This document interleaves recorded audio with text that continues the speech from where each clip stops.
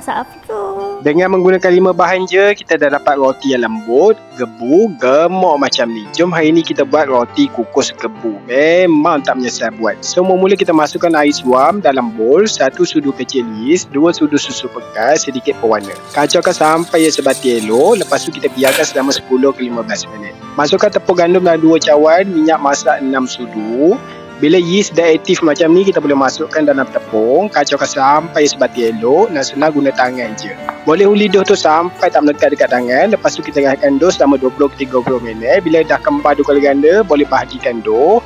Yang ni saya bahagikan 6, boleh buat bulat. Lepas tu kita lepaskan dough tu. Untuk inti boleh je nak letak apa-apa pun. Yang ni saya letak inti kacang merah dan coklat. Bila dah letak inti kesukaan korang, boleh bunjukkan dough macam ni dan kita bulatkan balik cantik-cantik. Lepas tu kita letakkan dalam bekal dan kita rehatkan lagi roti ni selama 20 minit macam tu. Bila dah kembang elok, kita boleh kukuskan selama 20 minit dengan api yang sederhana.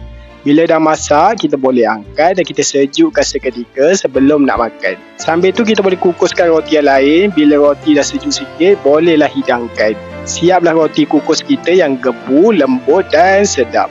Memang mudah nak buat. Semuanya guna bahan api yang ada je dekat rumah. Roti kukus ni kalau kita tengok sekali pandang memang nampak macam pau. Tapi ni version lagi mudah nak buat dan bahan pun simple sangat. Siapa yang tak ada pengalaman baking pun mesti boleh buat. Hujung minggu ni bolehlah buat dan makan bersama keluarga. Untuk lebih lagi banyak resepi boleh follow, like dan komen. Jom makan!